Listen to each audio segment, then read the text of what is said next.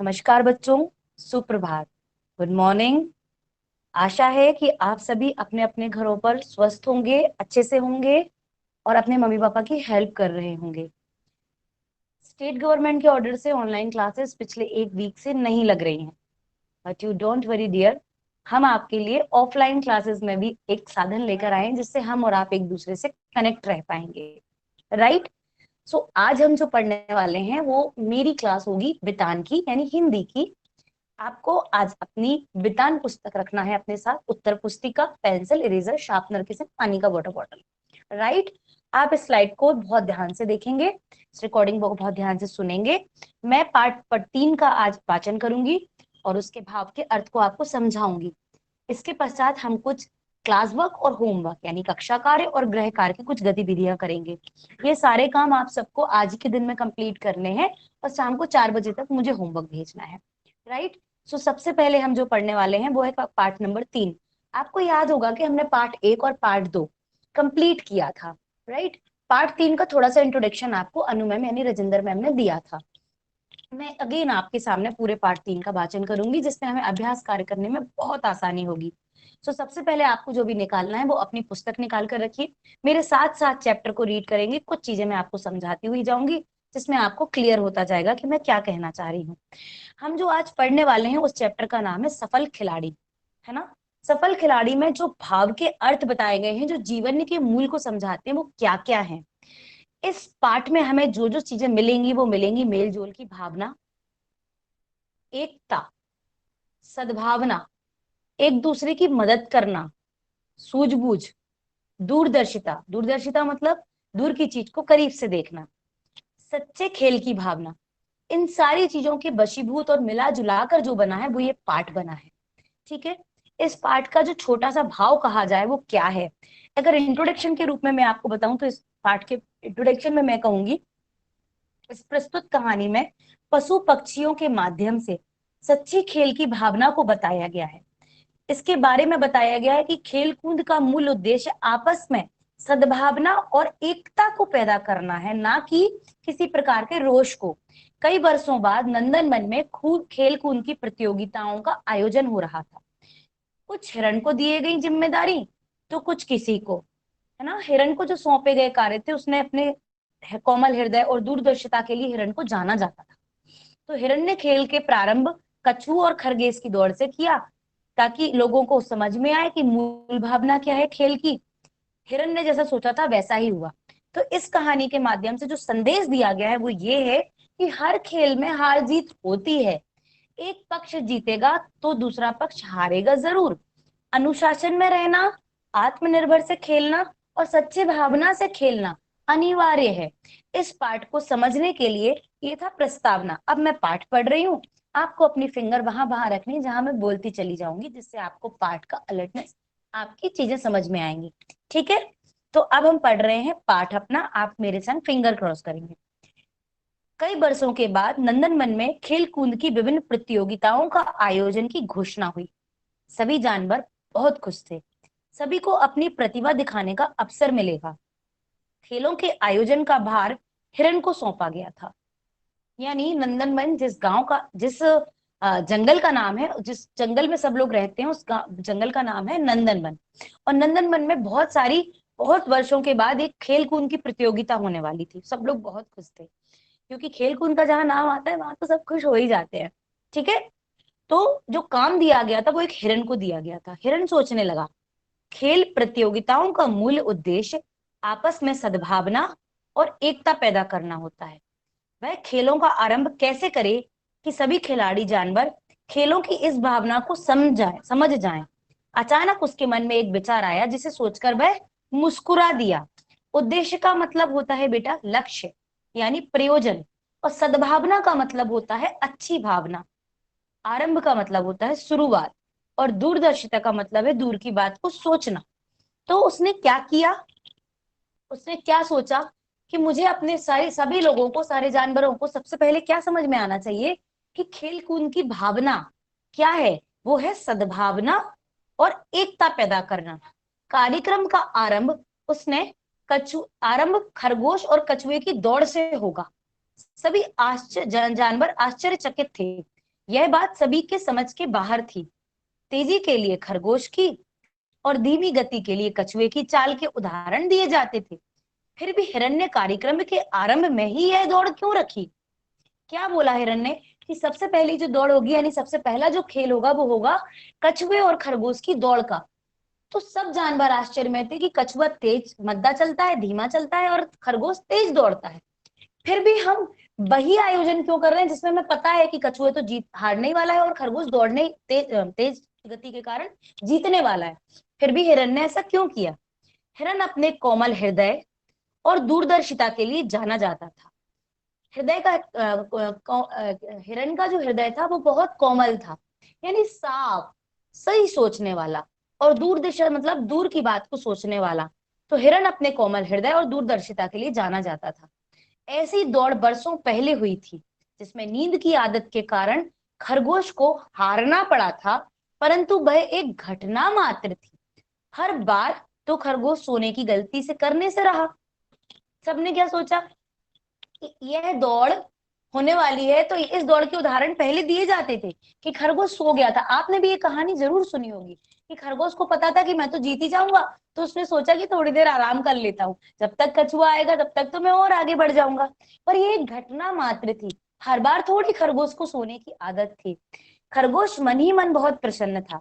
उसे कछुए से अपने पूर्वजों की हार का बदला लेने का सुनहरा अवसर लग गया था, जिसके कारण उसे हमेशा नीचे देखना पड़ता था। भले ही कछुए ने उसे कभी कुछ नहीं कहा, परंतु जंगल के दूसरे जानवर तो हमेशा उसका मजाक उड़ाते रहते थे। इस बार उसने तय कर लिया था कि चाहे जो भी हो, वह विजय रेखा तक पहुंचे बिना नहीं रुकेगा, पीछे पलटकर भी न देखेगा। उसे हारना नहीं है।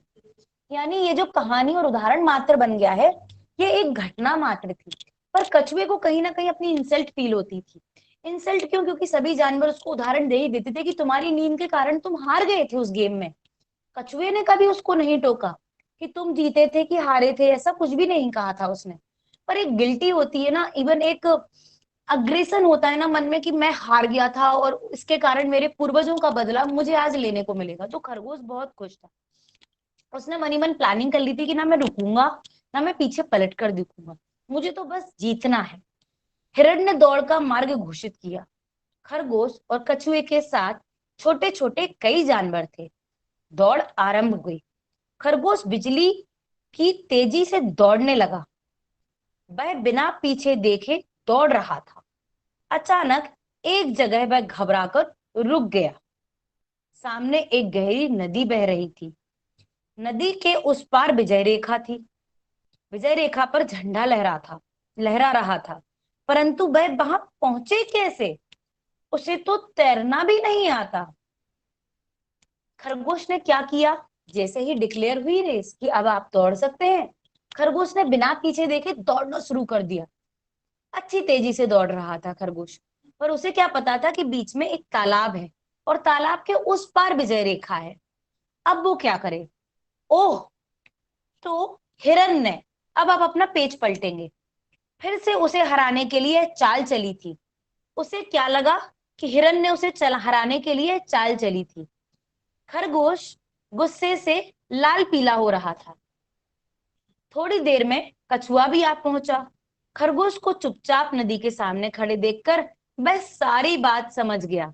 यानी उसने कछुए को जैसे ही खड़ा हुआ देखा, वो समझ गया कि भाई खरगोश, और उसने खरगोश से बोला, भाई खरगोश, परेशान मत हो, आओ मेरी पीठ पर बैठ जाओ, हम दोनों मिलकर नदी पार कर लेंगे, फिर तुम दौड़कर विजय का झंडा लहराना। मुझे उस समय भी जीत पर कोई बहुत खुशी नहीं हुई थी, और इस बार हारने का दुख भी नहीं होगा। मेरा उद्देश्य तो हमेशा खेल में भाग लेना होता है, हारना जीतना नहीं। कछुए ने कहा। देखो बच्चों, सोच होती है। कछुए ने क्या सोचा कि हिरन ने हराने के लिए मुझे ये चाल चली है। अपितु कछुए ने क्या सोचा कि ओह, तो हिरन क्या चाहता था कि हम मेलजोल की भावना से खेलें। तो हमेशा अच्छी सोच रखना हमारा कर्तव्य होता है। खरगोश कछुए की बात सुनकर चकित रह गया। यही तो सच्ची खेल भावना है। कछुआ तो सचमुच सफल खिलाड़ी कहलाने लायक है। कुछ सोचकर खरगोश कछुए की पीठ पर बैठ गया। नदी का किनारा आते ही वह तेजी से दौड़ पड़ा और झंडा उठाकर फहराने लगा। वह दौड़ जीत गया था। आयोजन समिति के अध्यक्ष शेर सिंह ने खरगोश को मंच पर स्वर्ण पदक देने के लिए बुलाया। सभी जानवर ताली बजाने लगे। वह धीरे धीरे चलता हुआ मंच पर पहुंचा। फिर माइक हाथ में लेकर बोला, दोस्तों, भले ही मैंने यह दौड़ जीती है, परंतु स्वर्ण पदक पाने का सच्चा हकदार मेरा दोस्त कछुआ ही है। मैं यह दौड़ कभी नहीं जीतता यदि कछुआ मुझे अपनी पीठ पर बिठाकर नदी पार नहीं करवाता। कछुए ने एक महान खिलाड़ी की भावना का परिचय दिया। अतः मैं शेर सिंह से प्रार्थना करता हूं कि यह स्वर्ण पदक कछुए को दिया जाए। खरगोश ने सच्ची घटना सभी को बतलाई। शेर सिंह आश्चर्य से खरगोश की ओर देखने लगा। वही हिरण पास में खड़ा हुआ मुस्कुरा रहा था। हिरण ने कहा, भाइयों, मुझे यह सब ऐसा ही होने का पूर्वानुमान था, अतः मैंने इस दौड़ के लिए 2 स्वर्ण पदक तैयार करके रखे हैं, एक खरगोश के लिए और दूसरा कछुए के लिए। आपस में ऐसे ही सद्भावना पैदा करना हमारे इस आयोजन का उद्देश्य है। सारा जंगल तालियों की गड़गड़ाहट में गूंज उठा। बच्चों, आपको समझ में आया कि इस कहानी का मूल अर्थ क्या था? कि हमें एक दूसरे की सहायता करनी चाहिए, हमें एक दूसरे की मदद करनी चाहिए, अपनी सूझबूझ से परेशानी को सॉल्व करना चाहिए, है ना। दूरदर्शिता रखनी चाहिए, खेल में सच्ची भावना रखनी चाहिए, मेल जोल की भावना दिखना चाहिए और सद्भावना की भी। अब आता है आपका क्लास वर्क और होमवर्क का टाइम। कहानी तो हमने सुन ली, अच्छी भी लगी, समझ में भी आ गई। हम अपने जीवन से प्रॉमिस करते हैं कि हम कभी कॉम्पिटिशन्स नहीं करेंगे, पर अच्छे के लिए कंपटीशन करेंगे भी तो हम उस भावना से कि किसी का अहित ना हो। ठीक है। अब बच्चों अपनी फेयर कॉपी उठाएंगे, जिनके पास है वो बुक में भी कंप्लीट करेंगे और कॉपी में भी, और जिनके पास बुक नहीं है वो अपनी कॉपी में कंप्लीट करेंगे। स्लाइड पे आपको सारी एक्सरसाइज दिख रही हैं। अब आपको बच्चों जो करना है, पार्ट 1 और पार्ट 2 की सारी एक्सरसाइज ऑलरेडी हो चुकी है। अब आपको हेडिंग डालनी है पार्ट 3, और पार्ट 3 के नीचे आप पार्ट का नाम यानी सफल खिलाड़ी लिखेंगे। इसके बाद आपको लिखना है अभ्यास के लिए। इसके बाद आप नीचे की लाइन में आकर लिखेंगे शब्द अर्थ, और 2 स्केल की 2 अंडरलाइन, स्केल से दो लाइनों से अंडरलाइन करेंगे। अब आपको बीच में से एक लाइन बनानी है पेज के, एक तरफ लिखना है शब्द और दूसरी तरफ लिखना है अर्थ, क्योंकि अब हम लिखने वाले हैं शब्दार्थ, जो अभ्यास के रूप में आप सभी के सामने स्लाइड पर भी है और इवन बुक में भी है। तो जो बुक में है वो भी लिखना है, याद भी करना है, और इसके अलावा मैं जो बोल रही हूँ वो भी लिखकर आपको याद करना है। जो बुक में है वो मैं जल्दी से रीड कर दे रही हूँ। उद्देश्य यानी लक्ष्य या प्रयोजन। सद्भावना लिखेंगे शब्द की तरफ, अच्छी भावना लिखेंगे अर्थ की तरफ। आरंभ लिखेंगे शब्द की तरफ, शुरुआत लिखेंगे अर्थ की तरफ। दूरदर्शिता को लिखेंगे शब्द की तरफ, दूर की बात सोचना लिखेंगे अर्थ की तरफ। पूर्वज लिखेंगे शब्द की तरफ, पिछली पीढ़ी के लिखेंगे अर्थ की तरफ। चकित लिखेंगे शब्द की तरफ, चौंकना या हैरान होना लिखेंगे अर्थ की तरफ।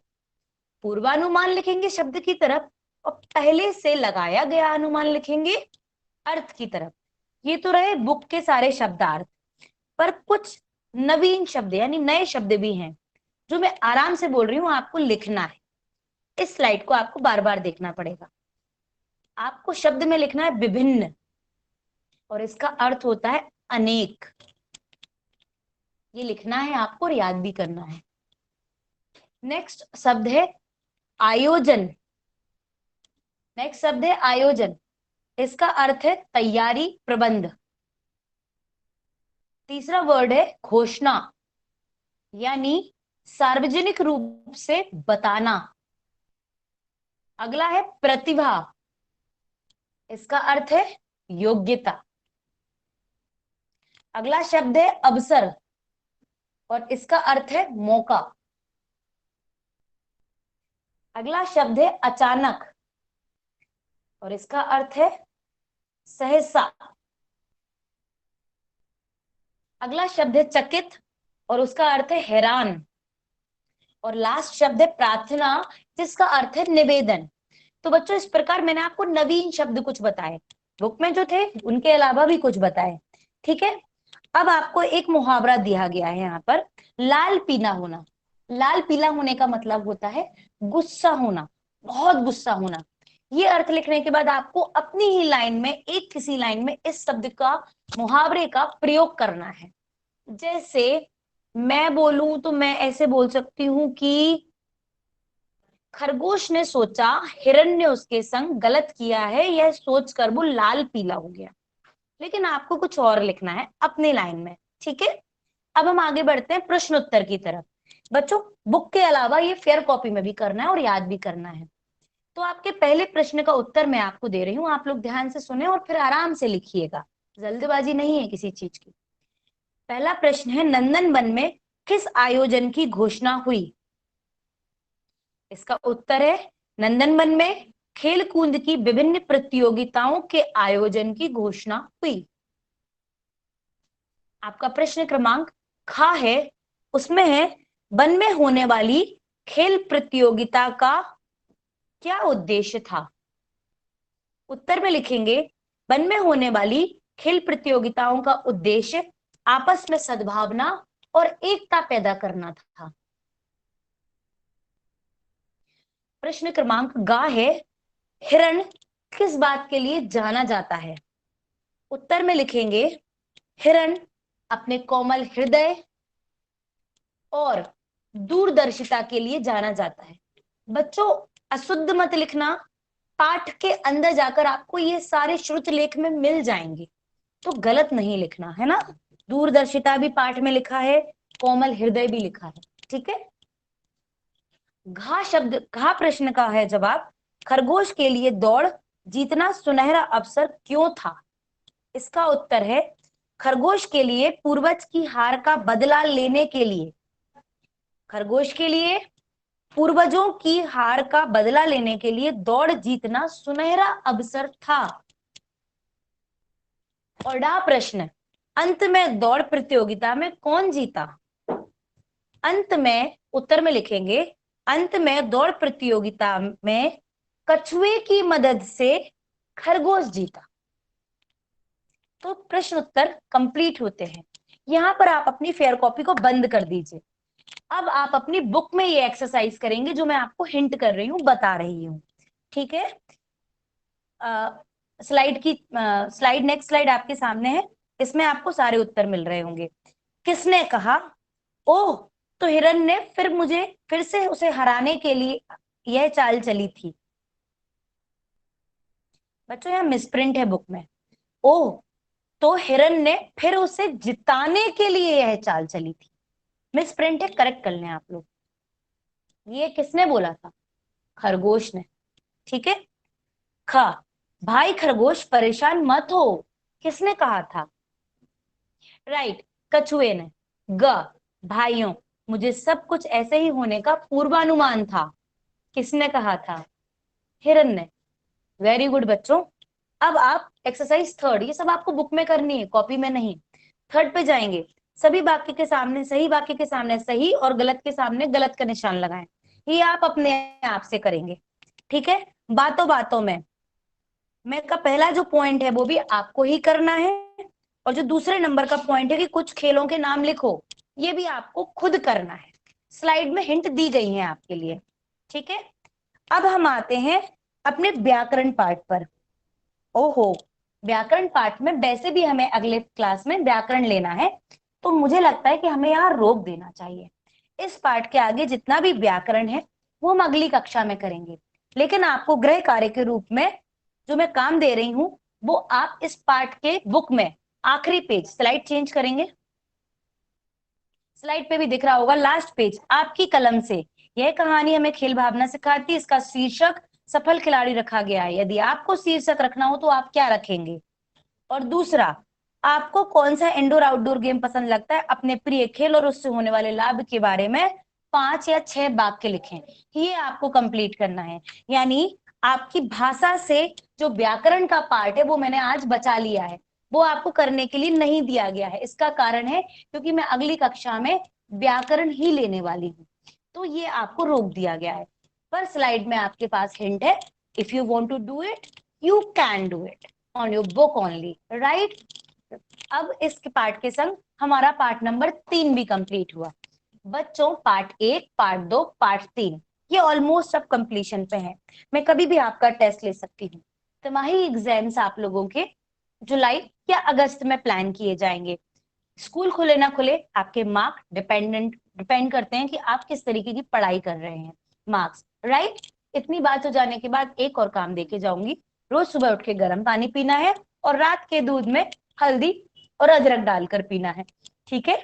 अपना ध्यान रखना है, कहीं बाहर आने जाने के लिए जिद नहीं करनी है। अभी कोई आउटिंग प्लान मत करिएगा, के साथ अपनी मम्मी पापा की बहुत मदद करिएगा, ठीक है बच्चों। अपना ध्यान रखिएगा। मैं जा रही हूँ, अगली क्लास में आप सभी से मिलूंगी। बाय बेटा।